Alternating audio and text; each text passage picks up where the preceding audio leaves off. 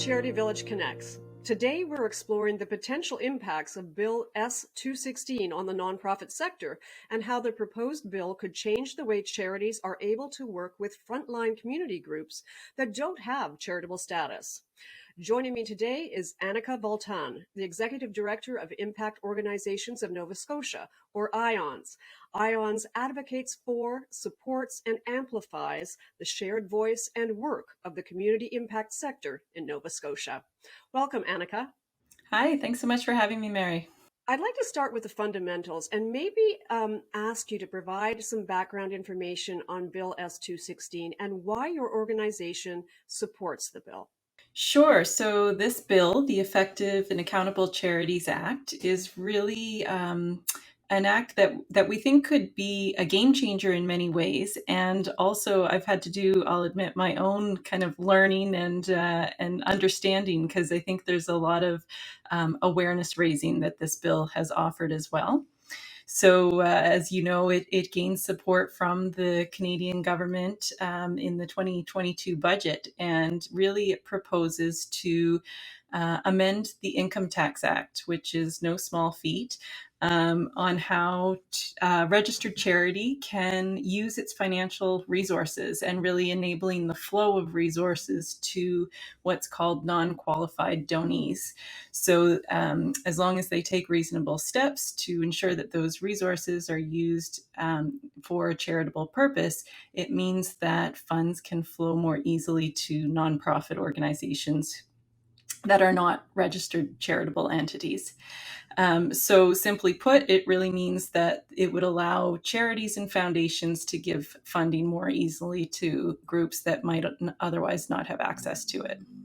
Well, the advocates for the bill emphasize its social justice aspects, as it would open up funding to organizations and movements who obviously may not have the resources to pursue charitable status, or it may not fit within what their values are or what they're trying to do.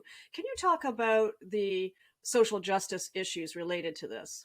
Yeah, absolutely. And I think that's really where our interest in this bill really lies at the moment. And we know there's a lot to work out in terms of the implementation, and there is kind of a 2-year horizon, even once it's passed, to figure out what that implementation will actually look like.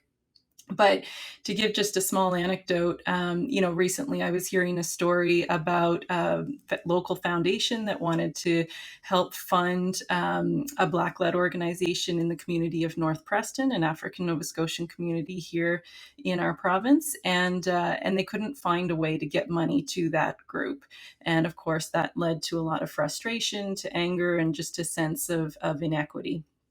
And the other thing I'll share is that in Nova Scotia, there are about 7,650 nonprofits and charities. And charities include just under 40% of that group. So that means that there are, over 4,500 organizations that are not registered charities. And in addition, there are voluntary groups that we can't even track, really, because they're not set up as a formal organization. But I think, as you mentioned, there are many reasons that organizations choose not to go down the route of becoming a registered charity. Even us at IONS, we don't have charitable status. And it can be time consuming, it can be expensive. It means that there are potential restrictions around your ability to do advocacy work or certain activities. And I think from that social justice lens, there's also an education component to it. Like you need to have some kind of understanding of the different types of legal organization status that are out there, what that means from a tax standpoint. And you need to have access to specialists like lawyers that understand the charitable environment. And so as a result, it can really perpetuate white privilege, education privilege, income privilege, those kinds of things. And, I mentioned at the beginning that I've had to do my own kind of education and awareness as I saw kind of the energy and movement emerging around this bill. And it was really eye-opening, things that we don't even necessarily think about that can really have big inequities in their impacts. And I guess lastly, I'll just add that it can really perpetuate this idea of needing a formal institutional structure. And in my view, that can sometimes work against social innovation, in taking risks, having a culture of an experimentation that often is very present in kind of grassroots or smaller nonprofit types of organizations that haven't kind of reached that point of maturity that some of the charities might have. I wanted to ask you about, we've heard from some critics, or at least, if not critics, just people who have analyzed the bill and are concerned perhaps that there isn't enough oversight or regulation. And I know that there's aspects of the bill that does address these concerns. Could you tell me whether you share any concerns, or what you think of those sort of guardrails are? Yeah, I've heard the same thing. And of course, there have been some pretty high profile things that have happened that have even raised that discussion further, I think, even outside of the context of this bill. My personal view on this is that we actually need to move more and more toward a trust-based approach. And so I think that while, of course, we need accountability measures, I think that in general, our sector is held overly accountable. And what I will share too is that, I've spoken to local funders about what they perceive as kind of some of the benefits and challenges to this coming down the pipe. And I think one of the things is just being cautious that um, the organizations that are charities that will have the doors open to be able to fund nonprofits, some of the onus of the oversight and accountability will be on them. And so really needing clarity about what that means and making sure that they're still able to handle that additional role. To the point, though, of with our current model and that social justice lens, I think there's so much room to move more toward a lens of community knows best, and not having that kind of oversight role be too stringent, or that power dynamic be so hard that it continues the inequities that we're seeing right now. I guess other critics have said, and that the issues, particularly with Indigenous-led groups and Black-led groups, and the reports that showed how little funding that they were getting, was not necessarily due to the structure, the existing law that's in place now, but really, around the will to actually give to uh, certainly existing charities that were Black led or Indigenous charities. I'm curious what you think about those critiques, that there's a bigger systemic issue, and the bill's not going to solve that problem. I would say yes, and so absolutely, there is a broader systemic issue, and I think reports like the unfunded report have really shed a light on the fact that so few of the total resource pool is going to, like you said, especially Black-led and Indigenous-led organizations. The bill won't solve that, certainly, but I think no one solution will. So this is part of a broader kind of puzzle or suite of things that's needed. And I would just also, challenge the idea that there that piece around the power and oversight that's required right now, and the transfer of kind of almost the work becoming the charity that is funding the work.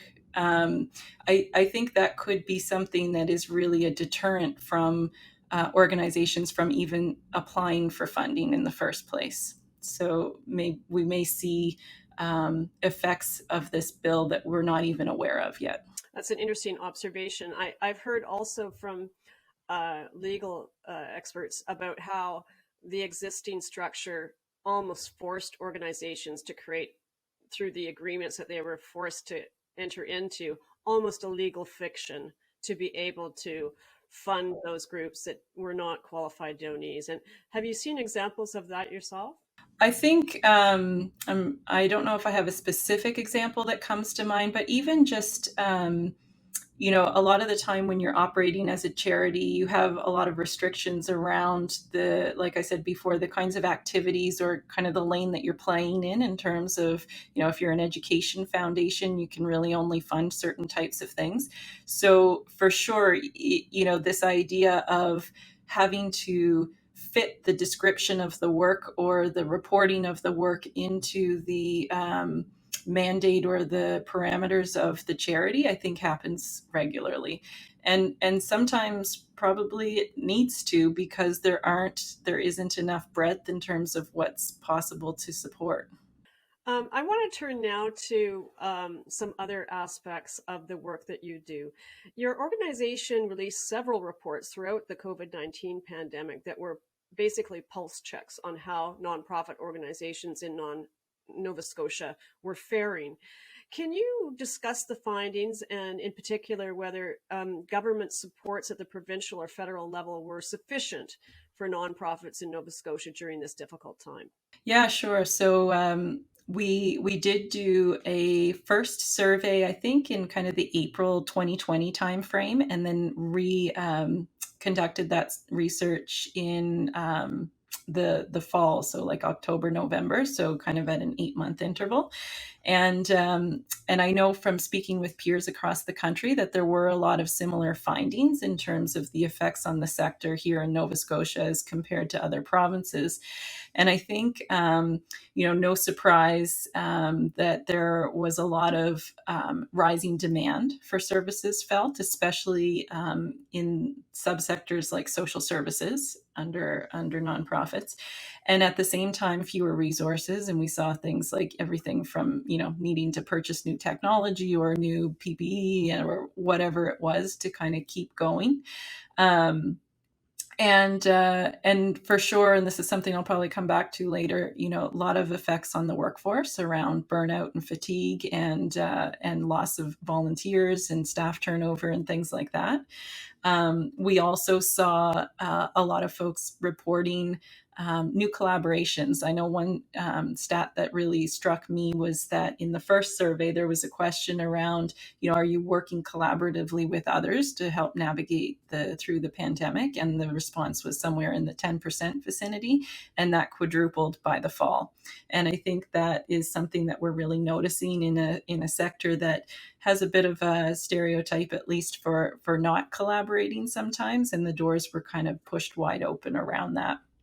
And I think, in terms of government supports, we did some analysis around what were the groups that were hit the hardest, and there were different, federal funding opportunities, the emergency fund delivered through Red Cross and United Way, and it's not entirely dissimilar to Bill S-216 in the sense that a lot of them required charitable status to be able to distribute funds to. And so we found that in particular, voluntary groups and non-registered charities were the most vulnerable. And here the provincial government did kind of acknowledge that and provide some targeted supports to those groups, which was helpful. And I think for some, donations from the public and private donors increased because they could see more visibly, perhaps, the role of this sector in helping to support community members. Well, certainly the results of your surveys and the findings in your report certainly echoed other groups that are similar to yours in other provinces, for sure. And as you're aware, there's been a campaign in recent years for a so-called home in government for the nonprofit sector at the federal level. Can you discuss your organization's support of this campaign and what it would mean to organizations in your province for a home in government to exist federally? Yeah, and I think here anyway, and I'm probably not alone working at a provincial level, is there's more kind of discussion or interest in what could that mean with the province. But from a federal level, I think it's mirrored in a lot of ways, in the sense that what it would mean is a one kind of view, a coordinated and integrated view of the sector. And I think, there's perhaps a better job done at serving the various subsectors of nonprofits.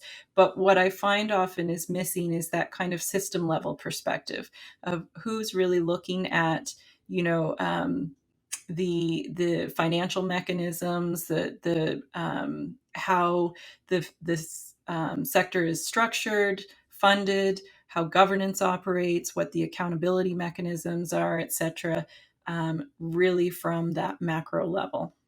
Yeah, and I understand that presently, as an advocate or an advocacy group, if you're interested in influencing policy at the federal level, you, depending on what it is that you're interested in, you have to go through a variety of different kinds of avenues to be able to reach the people who can influence some of the policies that you'd be interested in pursuing. Can you comment on that? I think it's probably the case in a lot of sectors and a lot of topics because, it does get it does get a little bit more challenging to advocate nationally the further you're removed from Ottawa. I think something I've noticed, and in part I've only been with IONS for a year and a half, so I'm kind of new to the national ecosystem. But there is, as I mentioned before, a group of people like myself in kind of leadership roles in these umbrella type of organizations that meet regularly with Imagine Canada and others, and I'm appreciating that that opportunity to be aware, hear from others, and kind of feed in local perspectives to what is emerging from a federal policy agenda. We recently spoke with the parliamentary secretary for the community development and nonprofits in British Columbia, which is the first province to have such a position within the provincial government. I'm curious whether there's been any movement on creating a similar position or advocacy around that within the provincial government of Nova Scotia. Um, could you fill me in on where that status is? Yeah, so we have, I guess the closest thing right now is we have a provincial Ministry of Communities, Culture, Tourism, and Heritage. And so the minister of that department is also the minister for the voluntary sector. Now, I think interestingly, there's conversations emerging right now of, does that really capture nonprofits, and what does that mean?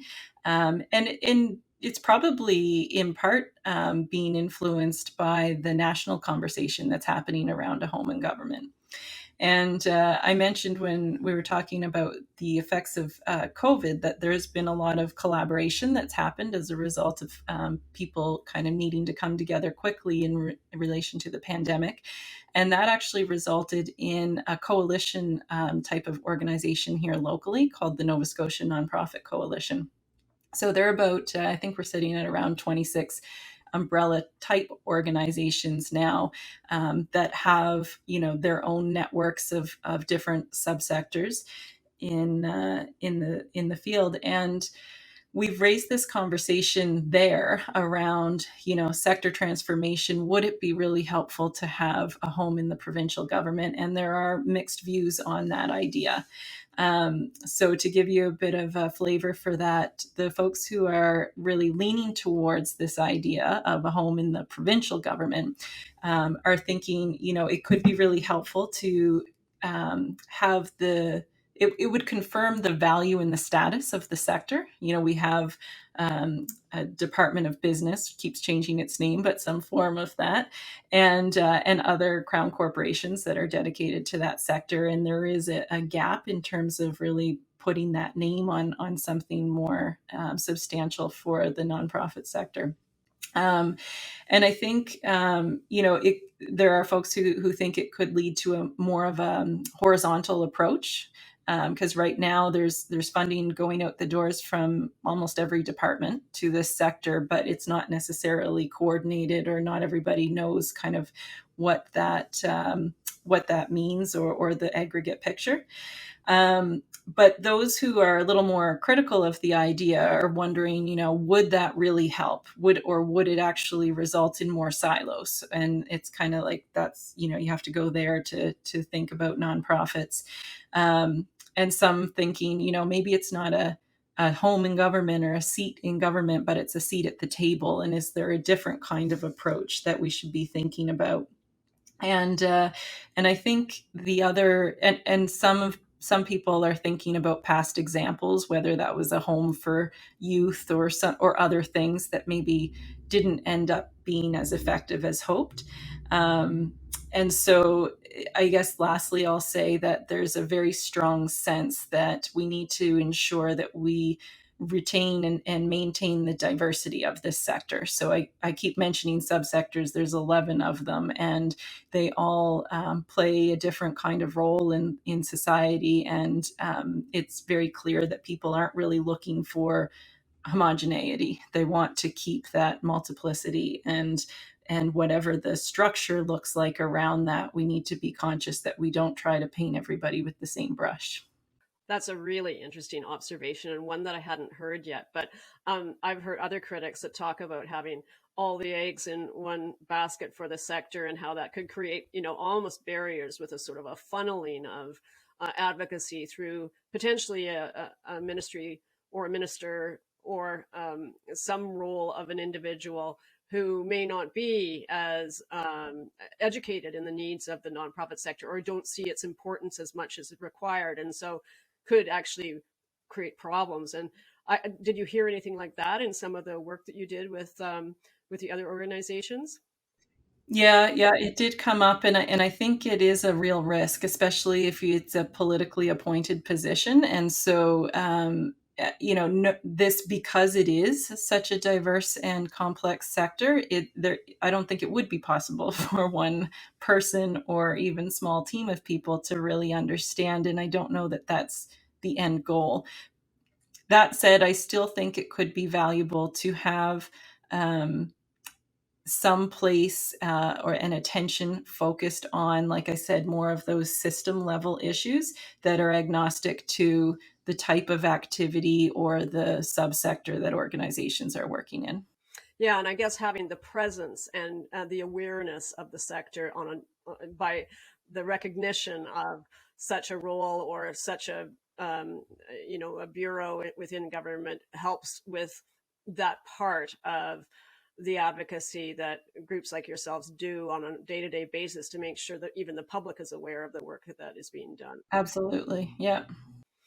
So, since we were talking a lot about advocacy, I'd like to take a bigger picture kind of look at, um, how you feel the nonprofit sector could improve in terms of advocacy with government at all levels. Yeah, I think, we've already touched a little bit on this notion of coordination and how do we actually um, ensure that we're hearing from folks across the country, provinces, territories, rural, urban, and different cultural groups, and really taking a um, coordinated network type of approach to hearing from folks who are on the ground. And now that we're all so used to working virtually, there's a lot of opportunity to take that further than ever. I think that this won't be any surprise to you, but data, and so here at Ions, we're really excited. Just over a month, I think we're going to be launching findings from a state of the sector survey that we just completed, and that's the second one, 2 years after the first. But we also we have developed an online dashboard for the sector, an interactive map. And part of that is informed by T3010 charity return data, and the rest is from the Provincial Registry of Joint Stocks. So for the first time, we will have information about this very specific number of organizations, where their funding is coming from, what some of the labor force trends are, and things like that. And then that evidence-based view on advocacy can really go a long way, I think, with policymakers in particular. And I think building on that theme of data, there's also a piece around capacity building in the sector, so that we can get that voice from the more kind of front lines, grassroots level. But a lot of time there's an educational piece around how to collect or use and translate data into a compelling story or advocacy piece. I look forward to seeing the results of that survey in your report when in due course, when it's published. What are the top 3 advocacy issues, particularly from your perspective, it being in the region that you are, that you see as being most important to the sector in the coming year? Yeah, I mentioned earlier the burnout and the fatigue in the sector. And so I would say top for me would be really around the theme of workforce and caring for our people. And that includes staff and volunteers. But raising wages, advocating for cost of living increases amidst all of the inflation that's happening right now.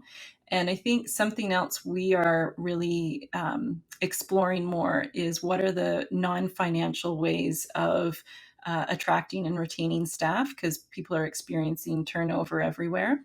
Something we're going to pilot here at IONS with a few other organizations in the province is a 4-day work week for 6 months, and do that from an evaluation and learning perspective. And those are some of the types of things, because we often have the ability to be flexible with our kind of approach to human resources, but we don't always have the money to just pay people more. So how can we make this sector more attractive, and help, like I said, navigate against the burnout that we're seeing? And I think the other 2 would really be thinking differently about how we structure. We have this I'm going to lose the acronym, but basically the modernization fund that is coming down the line, hopefully. And what might we imagine in terms of different approaches to organizing, collaborating more formally, and thinking about how we do administrative and governance work in the sector. So reimagining governance is something that's come up a lot here, and I think it's an advocacy issue, yes, for government and for funders, but it's also an advocacy issue for the sector to be thinking about, really there could be other ways of doing things. Are you open to trying? And lastly, and it's like you can never leave this off the list, but is funding. I want to thank you, Annika, for your insights into Bill S216 and its potential impact on the nonprofit sector across Canada, and the important advocacy issues that IONS is working on. It's really most helpful for nonprofits and charities to hear your views, certainly in Nova Scotia, but obviously across Canada as well. So thank you very much for joining us. Thanks so much for having me.